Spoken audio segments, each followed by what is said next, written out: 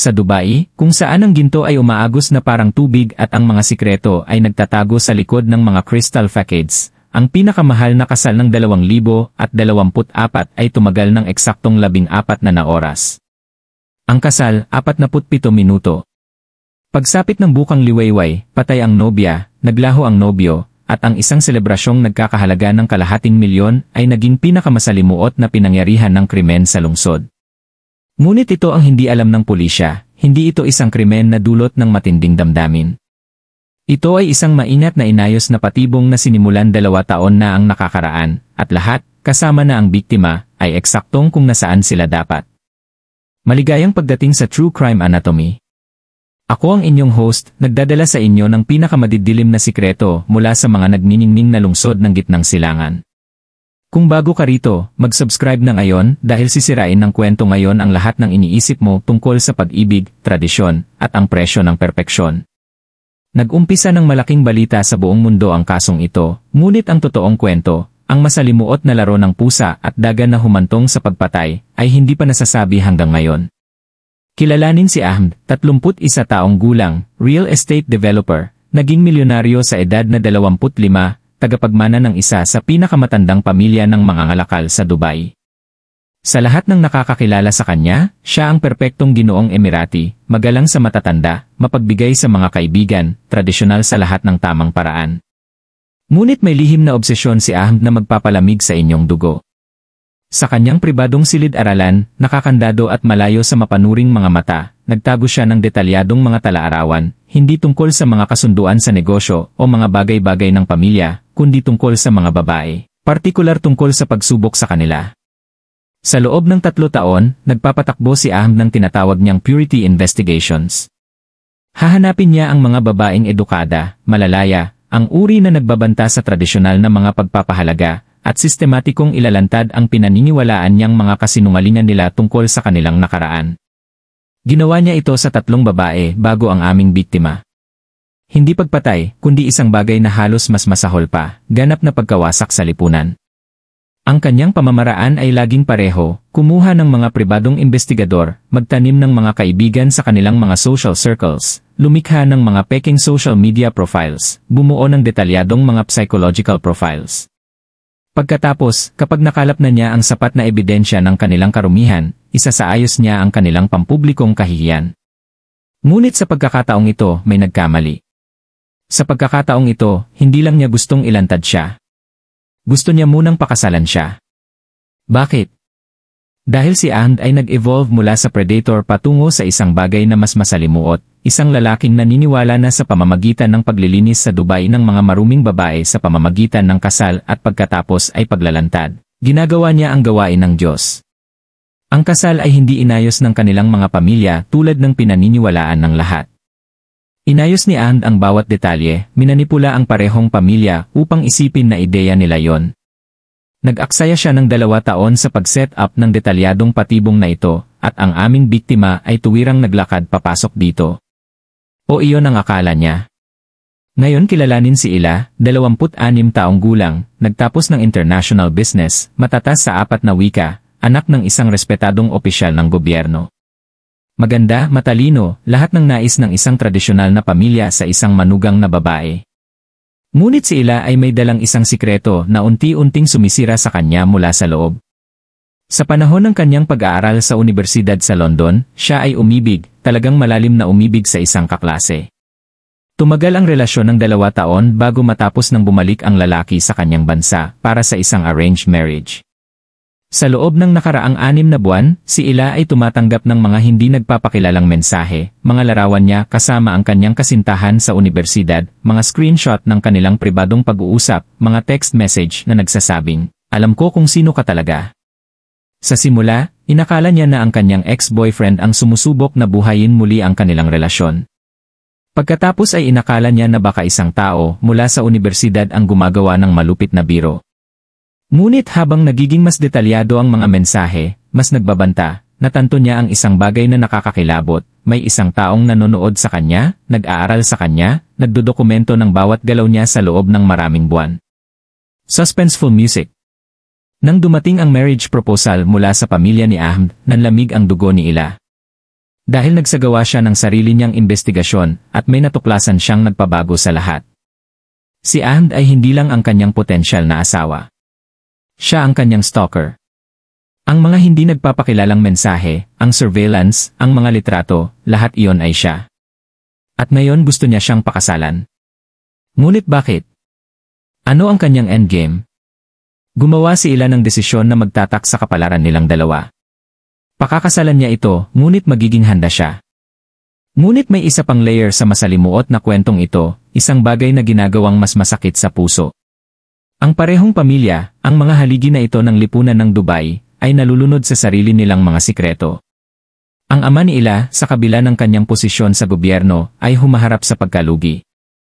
Ang pagpapagamot ng kanyang asawa sa cancer ay umubos sa kanilang ipon, at ang pagdami ng utang ay nagbabantang sirain ang lahat ng naitayo nila. Ang kasal na ito ay hindi lang tungkol sa tradisyon, ito ay tungkol sa kaligtasan. Ang pamilya ni Ahmed ay parehong desperado. Ang kanilang real estate empire ay itinayo sa mga iligal na kasunduan sa lupa at korupsyon sa gobyerno. Kailangan nila ng mga koneksyon, legitimacy, at higit sa lahat, kailangan nila ang impluwensya ng ama ni Ila upang maiwasan ang pag-uusig. Kaya nang lapitan ni Ahmed ang kanyang pamilya para sa perpektong match na ito, sinunggaban ng parehong pamilya ang pagkakataon. Walang nagmalasakit sa kaligayahan ng kanilang mga anak. Walang nagtanong ng tamang mga katanungan. Lahat sila ay desperado para sa sarili nilang kaligtasan, kaya ipinasa nila ang kanilang mga anak sa tadhana.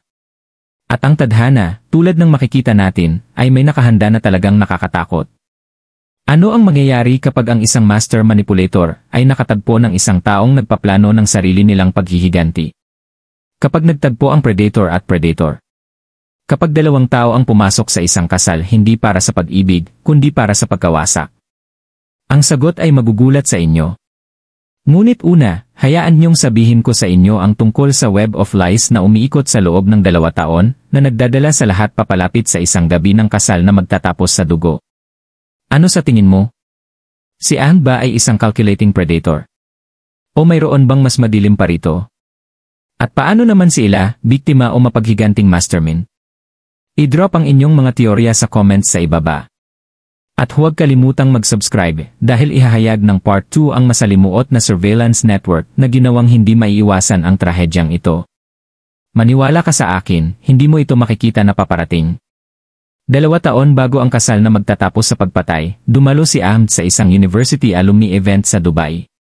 Ito ay dapat na isa lang simpleng networking evening, ngunit ito ang naging gabi na nagpabago sa lahat.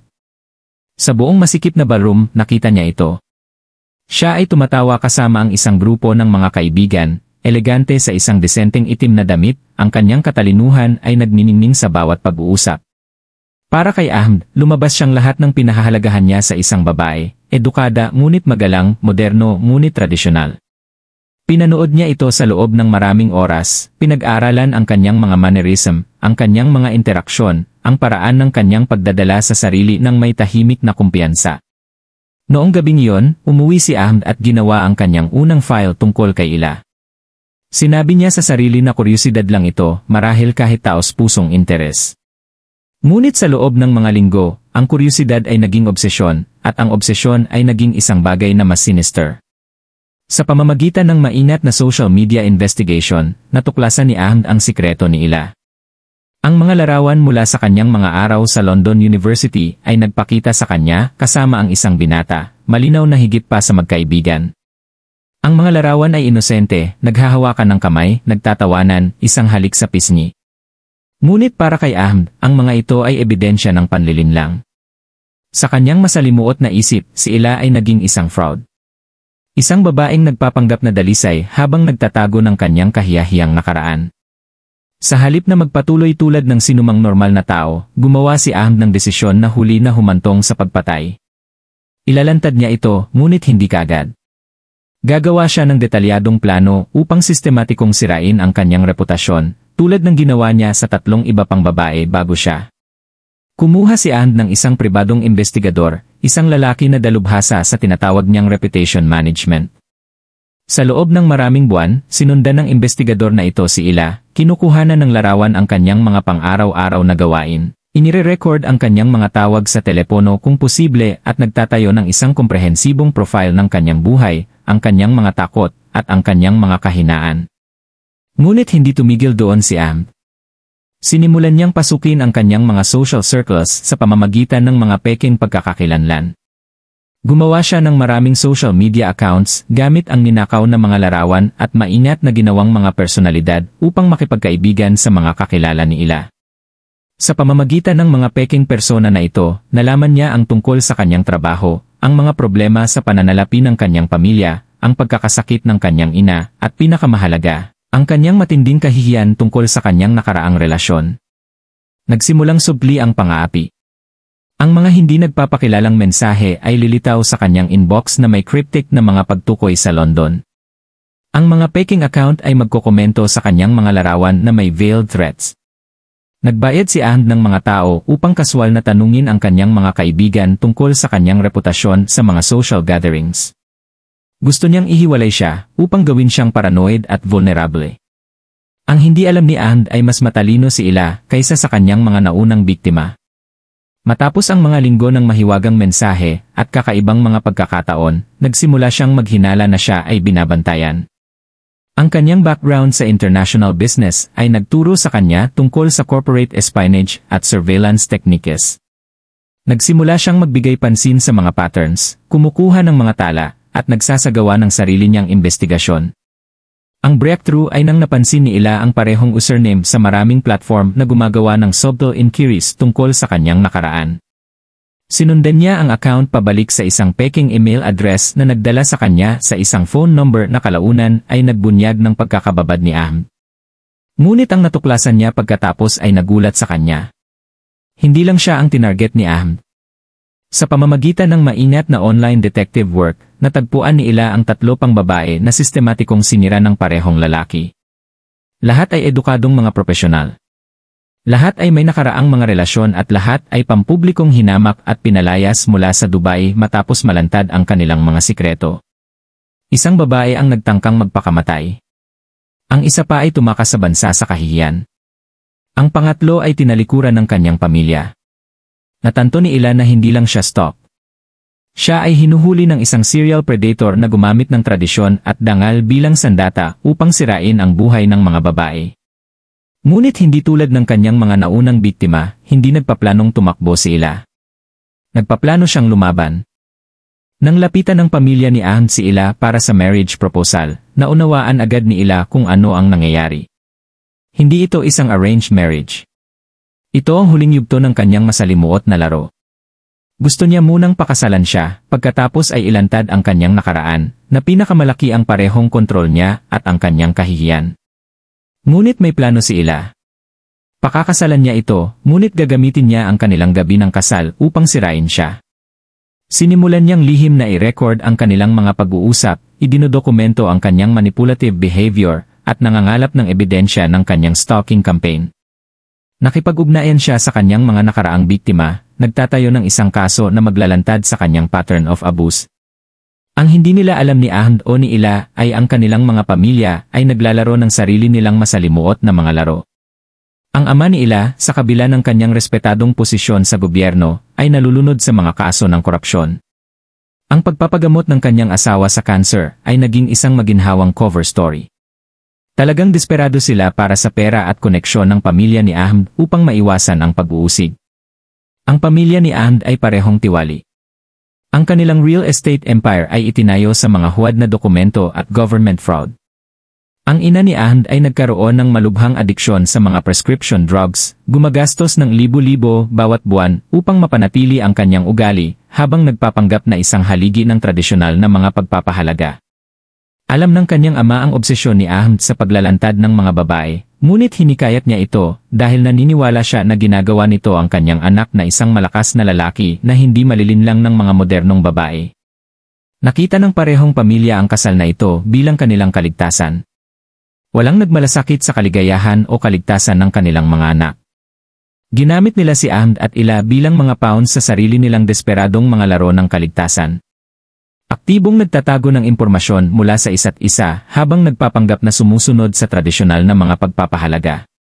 Ang pagpaplano ng kasal ay naging isang battlefield kung saan ang lahat ay naglilinglang sa lahat. Si Ahmed ay naghahanda upang ilantad at hiyain ang kanyang nobya. Si Ila ay naghahanda upang sirain ang kanyang stalker. Ang mga pamilya ay gumagamit ng kanilang mga anak upang iligtas ang kanilang sarili mula sa pinansyal at legal na pagkalugi. At kahit paano ang lahat ng mga masalimuot na agenda na ito ay magbabanggaan sa isang nakakatakot na gabi ng kasal. Ano ang mangyayari kapag ang maraming predators ay umiikot sa parehong biktima kapag ang lahat ay nangangaso at walang nakakaalam na sila ay hinuhuli rin? Kapag ang isang kasal ay naging ang panghuli na patibong, ngunit walang nakakaalam kung sino ang mahuhuli rito. Ang sagot ay nasa pinakamahal na hotel suite sa Dubai kung saan ang $1,250,000 na selebrasyon ng kasal ay malapit nang maging isang crime scene na magugulat sa mundo. Stay tuned para sa part 3, kung saan dadalhin namin kayo sa loob ng gabi ng kasal na nagtapos sa dugo at ibubunyag kung aling predator ang huli na naging biktima. Ang araw ng kasal ay dumating tulad ng isang perpektong choreographed performance. Ngunit sa ilalim ng ginintuang facade, 2 predators ang naghahanda para sa digmaan. 500 na bisita ang pumuno sa ballroom ng pinaka-eksklusibong hotel sa Dubai. Lubos na walang kamalayan na sinasaksihan nila ang huling yugto ng isang 2 taong psychological campaign na magtatapos sa pagpatay. Walang kamali-mali ang pagganap ni Ahmed, ang magalang na nobyo, hinahalikan ang kamay ng kanyang ama, tumatanggap ng mga pagbati ng may mapagpakumbabang ngiti, ang kanyang mga mata ay hindi umaalis sa kanyang nobya. Sa lahat ng nanonood, lumabas siyang kinakabahan, ngunit masaya, isang tradisyonal na lalaki na malapit nang simulan ang kanyang bagong buhay. Ang hindi nila nakita ay ang pag-asa na nagliliyab sa kanyang dibdib. Ngayong gabi, sa wakas ay isa sa katuparan niya ang planong pinagbutihan niya sa loob ng maraming buwan. Ngayong gabi, ilalantad niya ang mga kasinungalingan ni Ila at panonoorin ang pagbagsak ng kanyang mundo. Si Ila ay pantay na nakakumbinsi sa kanyang pagganap. Siya ay namumula sa tamang mga sandali, nagpapababa ng kanyang mga mata kapag kinakausap, at ginagampanan ang papel ng inosente, kinakabahan na nobya sa perpeksyon. Ang kanyang mga kamay ay bahagyang nanginginig habang pinipirmahan niya ang marriage contract na iniugnay ng mga bisita sa kaba sa araw ng kasal. Ngunit ang panginginig ay hindi mula sa takot. Ito ay mula sa adrenaline. Nakatago sa kanyang wedding dress ang isang maliit na recording device. Bawat pag-uusap, bawat sandali ng seremonya ay idinodokumento. Nagtatayo siya ng ebidensya na sisira kay Ahmed at maglalantad ng kanyang mga krimen sa mundo. Ang mga pamilya ay ngumiti ng may pagmamalaki, bawat isa ay naniniwala na natitiyak nila ang kanilang kaligtasan sa pamamagitan ng pag-iisang dibdib na ito. Nakita ng ama ni Ila ang proteksyon ng gobyerno at seguridad sa pananalapi. Nakita ng ama ni Ahmed ang legitimacy at mga koneksyon sa politika. Walang naghinala na ang kanilang mga anak ay nakakulong sa isang nakamamatay na laro na walang kinalaman sa pag-ibig o tradisyon. Ang mga bisita ay nag-post ng walang katapusang mga larawan sa social media na tinatag ang event bilang ang perpektong kasal sa Dubai. Ang mga tradisyonal na tambol ay umalinggaw sa ballroom habang ginaganap ang sinaunang mga seremonya. Ang bawat ritual ay nagtatago ng modernong psychological warfare na nangyayari mismo sa harap nila. Ang nobya at nobyo ay nagpalitan ng mga panata sa Arabic, nangangako ng dangal, katapatan, at proteksyon habang bawat isa ay lihim na nagpaplano ng pagkawasak ng isa. Habang papalapit ang hating gabi, ang selebrasyon ay umabot sa rurok nito. Ang mag-asawa ay inescort sa kanilang suite sa tuktok na palapag ng hotel. Ang mga talulot ng rosas ay nakakalat sa marmol na sahig, ang champagne ay pinalamig sa mga crystal bucket. Sumara ang pinto sa likod nila at sa wakas ay natapos ang performance. Ang presidential suite ay nanahimik maliban sa malalayong tunog ng trapiko ng Dubai sa malayo sa ibaba. Ang mask ni Ahmed ang unang nadulas. Ang magalang na nobyo ay naglaho, napalitan ng isang bagay na malamig at calculating. Naglakad siya patungo sa kanyang maleta at naglabas ng makapal na Manila folder. Alam ko kung sino ka talaga, sabi niya, ang kanyang boses ay walang emosyon. Alam ko ang tungkol sa London. Alam ko ang tungkol sa kanya. Alam ko ang lahat. Namutla ang mukha ni Ila, eksaktong tulad ng inaakala ni Ahmed na mangyayari. Binuksan niya ang folder, naglalantad ng mga larawan niya kasama ang kanyang kasintahan sa universidad, nakaprint na mga pag-uusap, detalyadong surveillance reports. 2 taon ng stalking at investigasyon ay inilatad tulad ng ebidensya sa isang court case. Akala mo malilinlang mo ako, patuloy ni Ahmed, ang kanyang boses ay tumataas ng may matuwid na galit. Akala mo kaya mo akong gawing isang gago, ng aking pamilya, ng lahat ng pinaninindigan namin. Ngunit binabantayan kita. Idinodokumento ko ang iyong mga kasinungalingan.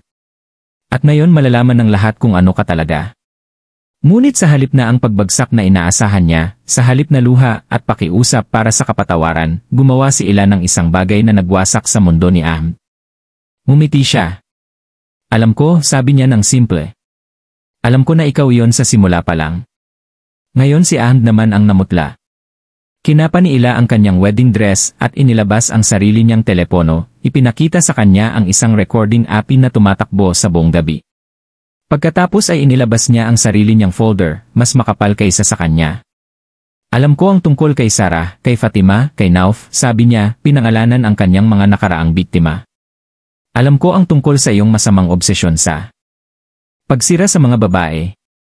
Alam ko ang tungkol sa iyong pribadong investigador, ang iyong mga peking social media accounts, ang iyong sistematikong harassment campaigns. Mayroon akong mga recording mo na nagpaplano ng buong bagay na ito. Ang maingat na itinayong mundo ni Ahmed ay nagsimulang gumuho. Ang mga ngaso ay natanto na siya ay hinuhuli.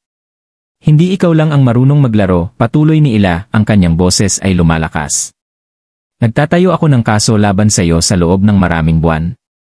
Nakipag-ugnayan ako sa iyong mga nakaraang biktima. Mayroon akong ebidensya ng iyong stalking, ang iyong harassment, ang iyong criminal behavior. Pagsapit ng umaga, malalaman ng bawat news outlet sa Dubai kung anong uri ng halimaw ka. Ang psychological battle na sumunod ay hindi tulad ng inaasahan nilang dalawa. Ang galit ni Ahmed sa pagiging outsmarted ng isang babae na itinuturing niyang kanyang biktima ay nagbanggaan sa matinding galit ni Ila sa pagiging stalked at terrorized sa loob ng 2 taon. Wala sa kanila ang nagpanggap na sila. Ang biktima ay naging ang agresor. Ang mga ngaso ay naging ang hinuhuli. Ngunit nagkamali si Ila sa isang nakamamatay na miscalculation. Inakala niya na ang paglalantad kay Ahmed ay sapat na upang mapigilan siya. Hindi niya inasahan ang lalim ng kanyang narcissistic rage kapag hinarap ang sarili niyang kabiguan. Nang matanto ni Ahmed na siya ay minanipula ng mismong babae na ginugol niya ng 2 taon sa pagsisikap na sirain, may isang bagay sa loob niya ang pumutol. Ang psychological warfare ay naging physical. Ang mga kamay ni Ahmed ay natagpuan ang lead ni Ila. Lumaban siya, ngunit mas maliit siya, mas mahina. Ang pakikipaglaban ay maikli at brutal. Sa kanyang galit sa pagiging tinalo sa sarili niyang laro, ginawa ni Ahmed ang isang gawa na sisira hindi lang kay Ila, kundi sa kanyang sarili at sa parehong pamilya. Nang matapos ang karahasan, ang suite ay nakakatakot na tahimik. 2 telepono ang nakahiga sa marmol na sahig, nagre-record pa rin. Ang ebidensya ng parehong mga plano nila ay nakakalat sa paligid ng silid, ang kanyang surveillance files, ang kanyang counter-investigation documents, mga recording ng kanilang mutual na panlilinlang. Nakatago sa mga gamit ni Ila, huli na natagpuan ng pulisya ang isang suicide note na isinulat niya bilang isang backup plan, handang sirain ang sarili kaysa hayaang sirain ni Ahmed ang kanyang reputasyon. Ang masalimuot na irony ay kumpleto. Parehong nakuha ang eksaktong binalak nila, ang kabuuang pagkawasak ng bawat isa. Wala sa mga pamilya ang makakakuha ng desperado nilang kailangan. Ang perpektong kasal ay naging ang perpektong crime scene, at ang elite ng Dubai ay mapipilitang harapin ang kadiliman na nagtatago sa likod ng kanilang ginintuang mga facades. Habang sumikat ang bukang liwayway sa nagniningning na skyline ng lungsod, ang pinakamahal na kasal sa kasaysayan ng Dubai ay naging pinakanakakagulat na kaso ng pagpatay. Ang mga ngaso at ang hinuhuli ay winasak ang isa't isa, nag-iwan lamang ng mga katanungan na guguluhin ang lahat ng sangkot. Ano ang mangyayari kapag ang perpektong krimen ay nagiging perpektong mali? Kapag nagtagpo ang predator at parehong tumangging umatras, ang sagot ay nakasulat sa dugo sa marmol na sahig at babaguhin nito ang Dubai magpakailanman. Nang pumasok ang pulisya ng Dubai sa presidential suite noong umaga na yon, inaasahan nilang makahanap ng tipikal na kaso ng domestic violence. Ang natuklasan nila sa halip ay ebidensya ng pinakadetalyadong psychological warfare campaign sa kasaysayan ng lungsod. Ang crime scene ay nagsabi ng isang kwento na napakasalimuot na kahit ang mga bihasang investigador ay nahirapan na unawain ang buong saklaw nito. Parehong telepono ay nagre-record pa rin nang dumating ang pulisya. Ang mga oras ng audio ay nagbunyag ng nakakagulat na katotohanan. Hindi ito isang simpleng pagpatay, kundi ang marahas na klimaks ng isang taong laro ng mutual na psychological torture. Naririnig ang boses ni Ahmed na nagdedetalye ng kanyang surveillance operation. Habang ang mga sagot ni Ila ay nagbunyag ng sarili niyang counter-investigation, hindi biktima o perpetrator. Parehong predators na naghuli sa isa't isa hanggang sa kamatayan. Ang ebidensya na nakakalat sa paligid ng suite ay nagpinta ng isang larawan ng sistematikong stalking na lumampas sa anumang nakita ng pulisya noon. Ang mga files ni Ahmed ay naglalaman ng daan-daang mga larawan ni Ila na kinunan nang wala siyang kaalaman, detalyadong psychological profiles, at mga record ng bawat taong binayaran niya upang mangalap ng impormasyon tungkol sa kanya. Ngunit parehong nakakagulo ang sariling mga dokumento ni Ila, mga recording ng mga pag-uusap ni Ahmed, ebidensya ng kanyang mga nakaraang biktima, at isang maingat na binalak na strategy upang sirain ang kanyang reputasyon. Habang naghuhukay ang mga investigador, natuklasan nila ang pribadong investigador ni Ahmed, isang lalaki na nagngangalang Rashid, na dalubhasa sa tinatawag niyang reputation management. Sa ilalim ng pagtatanong, bumagsak si Rashid at umamin sa 2 taon ng sistematikong stalking. Inihayag niya na hindi lang si Ahmed ang obsessed kay Ila. Kinuha niya si Rashid upang sirain ang 3 iba pang babae bago siya. Siya ay may sakit, sinabi ni Rashid sa mga investigador, nanginginig ang kanyang mga kamay habang nagsasalita. Gagawin niya ang mga oras ng pag-aaral sa mga babaeng ito, pag-aaral ng kanilang mga takot, ang kanilang mga kahinaan. Pagkatapos ay gagawa siya ng detalyadong mga plano upang hiyain sila sa publiko. Tinawag niya itong paglilinis sa Dubai ng mga maruming babae. Inilantad ng pag-amin ni Rashid ang isang network ng mga lalaki na tinarget ang mga edukada, malayang babae na may nakaraang mga relasyon. Ginamit nila ang social media manipulation, binayaran ng mga informant, at sistematikong harassment upang itulak ang kanilang mga biktima sa paghihiwalay at kawalan ng pag-asa. Si Ahmed ang kanilang pinuno, isang lalaki na ginawang isang masalimuot na crusade ang misogyny. Winasak ng investigasyon ang maingat na itinayong mga kasinungalingan ng parehong pamilya. Ang ama ni Ila, ang respetadong opisyal ng gobyerno, ay inihayag na labis na tiwali. Ang mga financial records ay nagpakita ng mga taon ng suhol at illegal na deals. Ang mga medical bills ng kanyang asawa, ang di umano'y dahilan ng kanilang pinansyal na pagkalugi, ay gawa-gawa. Ginamit nila ang kasal ng kanilang anak na babae bilang isang kalasag upang maiwasan ang pag-uusig para sa kanilang mga krimen. Ang pamilya ni Ahmed ay parehong tiwali. Ang kanilang real estate empire ay itinayo sa mga huwad na dokumento at government fraud. Ang ina ni Ahmed ay nagkaroon ng malubhang adiksyon sa mga prescription drugs, gumagastos ng libo-libo bawat buwan upang mapanatili ang kanyang ugali, habang nagpapanggap na isang haligi ng tradisyonal na mga pagpapahalaga. Alam ng kanyang ama ang obsesyon ni Ahmed sa paglalantad ng mga babae, ngunit hinikayat niya ito dahil naniniwala siya na ginagawa nito ang kanyang anak na isang malakas na lalaki na hindi malilinlang ng mga modernong babae. Nakita ng parehong pamilya ang kasal na ito bilang kanilang kaligtasan. Walang nagmalasakit ang alinmang pamilya sa well-being ng kanilang mga anak. Ginamit nila sila bilang mga pawns sa sarili nilang desperadong mga laro ng kaligtasan. Aktibong nagtatago ng impormasyon mula sa isa't isa habang nagpapanggap na sumusunod sa tradisyonal na mga pagpapahalaga. Habang kumakalat ang balita ng pagpatay, 3 babae ang lumapit na may mga kwento na nagpalamig sa dugo ng mga investigador. Si Sarah, isang dating guro, ay nagpatotoo tungkol sa pagkawala ng kanyang karera at reputasyon matapos ang exposure campaign ni Ahmed. Ang kanyang boses ay nanginginig habang inilalarawan niya ang sistematikong harassment na nagtulak sa kanya mula sa Dubai. Ang paraan na ang sarili niyang pamilya ay tumalikod sa kanya batay sa mga chismis at gawa-gawang ebidensya. Si Fatima, isang matagumpay na businesswoman, ay nagkwento kung paano pinasok ni Ahmed ang kanyang social circle, nangangalap ng impormasyon tungkol sa kanyang mga taon sa unibersidad sa ibang bansa. Nang ilantad niya ang kanyang nakaraan, nawalan siya ng trabaho, ang kanyang mga kaibigan, at halos ang kanyang buhay. Nagtangkang magpakamatay matapos ang pampublikong kahihiyan, nakaligtas lamang sa pamamagitan ng pagkakataon. Si Nauf, isang journalist, ay nagbunyag kung paano ginamit ni Ahmed ang mga peking social media accounts upang haras siya sa loob ng maraming buwan bago pampublikong ilantad ang kanyang kasaysayan ng relasyon. Ang campaign ay naging napakalawak na tumakas siya sa bansa, iniwan ang kanyang karera at pamilya upang takasan ang kahihiyan. Lahat ng tatlong babae ay naglarawan ng parehong pattern, mga buwan ng psychological torture na sinundan ng pampublikong kahihiyan.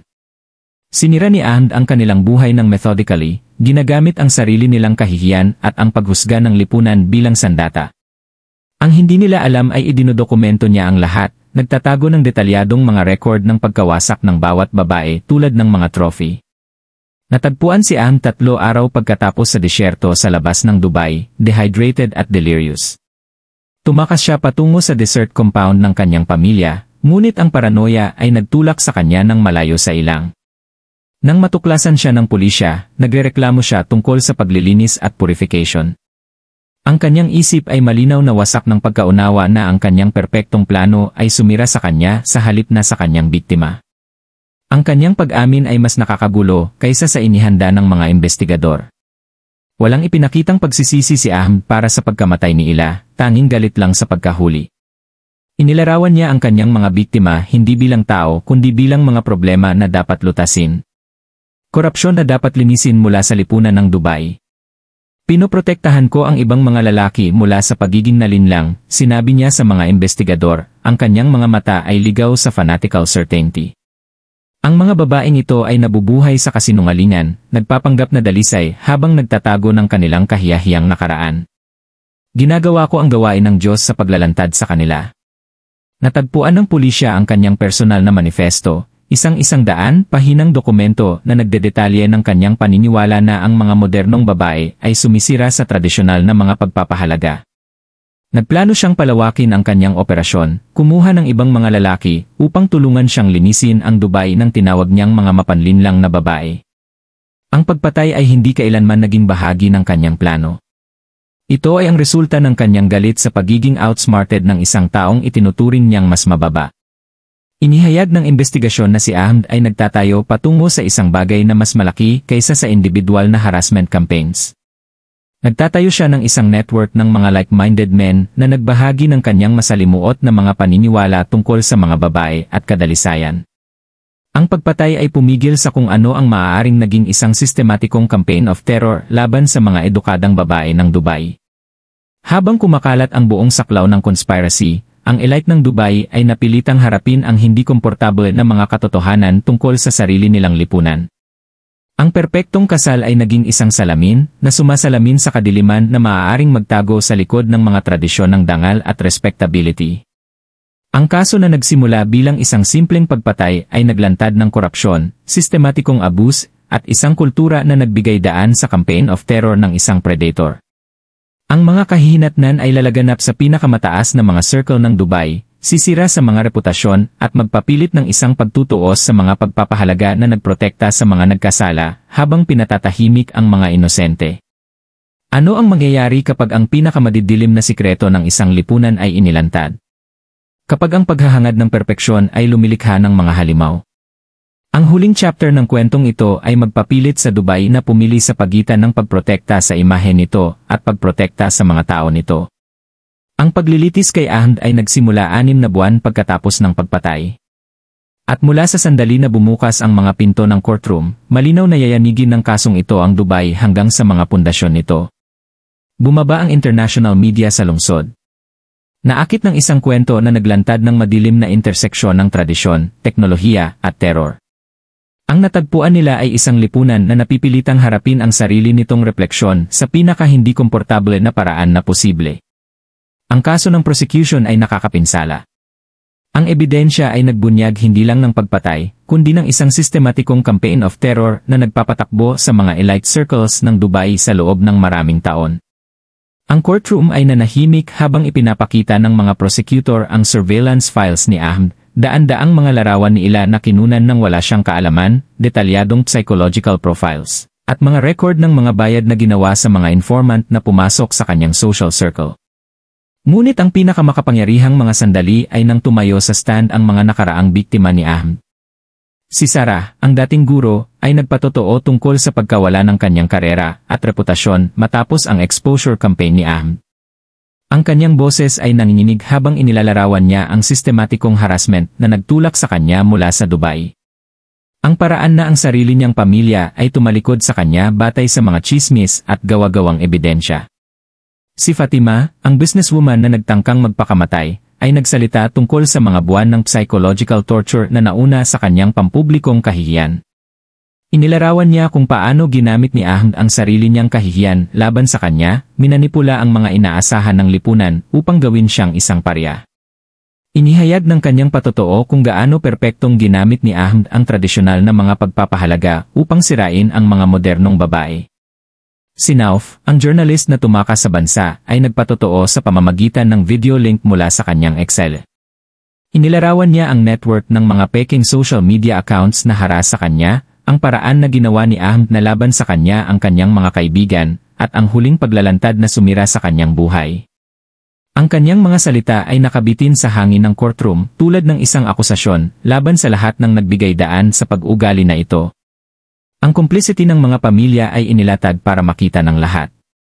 Ipinakita ng ebidensya kung paano binaliwala ng parehong set ng mga magulang ang mga warning signs, inuna ang pinansyal na pakinabang kaysa sa kaligtasan ng kanilang mga anak, at aktibong lumahok sa pagtatakip ng mga krimen na nagpondo sa kanilang mga pamumuhay. Ang elite ng Dubai, marami sa kanila ang dumalo sa kasal, ay napilitang harapin ang sarili nilang papel sa pagbibigay daan sa isang sistema na nagprotekta sa mga predators, habang pinatatahimik ang mga biktima. Ang defense strategy ay nagulat sa kahit ang mga bihasang court observers. Ang mga lawyer ni Ahmed ay nagtalo na ang kanilang client ay itinulak sa kabaliwan ng mapanlinlang na pag-ugali ng mga modernong babae na nagpanggap na tradisyonal habang nagtatago ng kahiyahiyang nakaraan.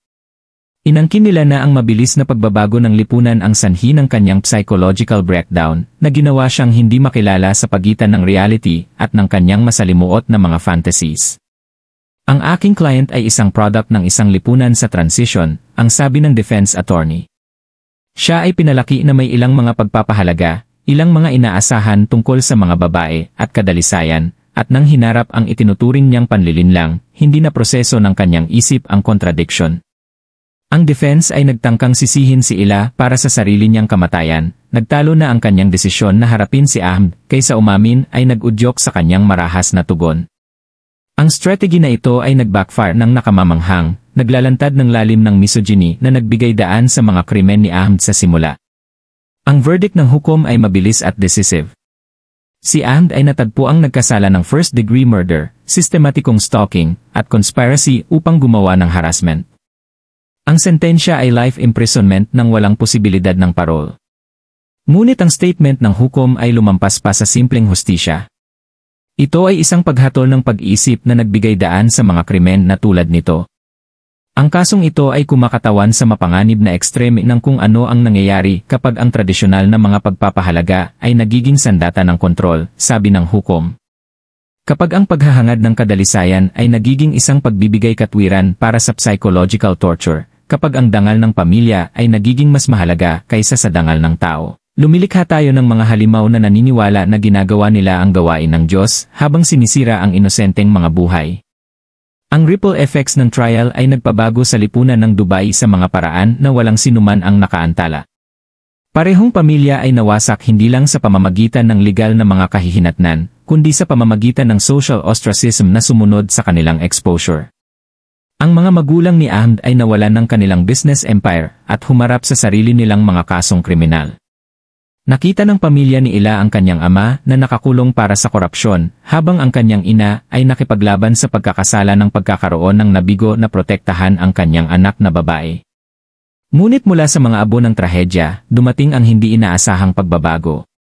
Ang nakababatang kapatid na babae ni Ila, inspirasyon ng lakas ng loob ng mga babaeng nagpatotoo, ay naging isang malakas na advocate para sa mga karapatan ng kababaihan. Nagtatag siya ng isang foundation sa alaala ng kanyang kapatid na babae, nagtatrabaho upang protektahan ang mga babae mula sa uri ng sistematikong harassment na nag-angkin sa buhay ni Ila. Ang legal na sistema ng Dubai ay napilitang harapin ang mga puwang sa proteksyon nito ng mga babae. Ang mga bagong batas ay isinabatas partikular na tinatarget ang psychological harassment at stalking na may matinding parusa para sa mga gumagamit ng tradisyonal na mga pagpapahalaga upang bigyang katwiran ang mapang-abuso na pag-ugali. Ang wedding industry ay humarap sa tumaas na scrutiny na may mga bagong kinakailangan para sa counseling at background checks na dinisenyo upang maiwasan ang mga arranged marriages mula sa pagiging mga patibong. Ang kaso ay nag-umpisa ng matinding public debate tungkol sa papel ng tradisyon sa modernong lipunan. Ang mga women's advocacy groups ay nagbanggaan sa mga conservative voices, habang ang mga religious leaders ay napilitang linawin na ang tunay na Islamic values ay nagprotekta sa mga babae sa halip na nagbigay daan sa kanilang abuse. Ang mga social media companies ay nagpatupad ng mga bagong policies upang maiwasan ang uri ng sistematikong harassment na pinasimulan ni Ahmed. Ginamit ng mga psychological experts ang kaso upang turuan ang publiko tungkol sa mga warning signs ng mapanganib na obsessive behavior. Ipinaliwanag nila kung paano ang tila tradisyonal na gentleman ay naging isang serial predator sa likod ng pinto. Ang trial ni Ahmed ay hindi nagtapos sa kanyang sentensya. Ito ay nagbigay daan sa isang pagtutuos na nagpilit sa Dubai na tingnan ang sarili nito sa salamin at harapin ang kadiliman na nagtago sa ilalim ng glittering facade nito. Ang legacy ng pinakamahal na kasal ay hindi isang selebrasyon ng pag-ibig, kundi isang warning tungkol sa presyo ng perfection at ang mga halimaw na nililikha natin kapag mas mahalaga ang appearance kaysa sa human dignity.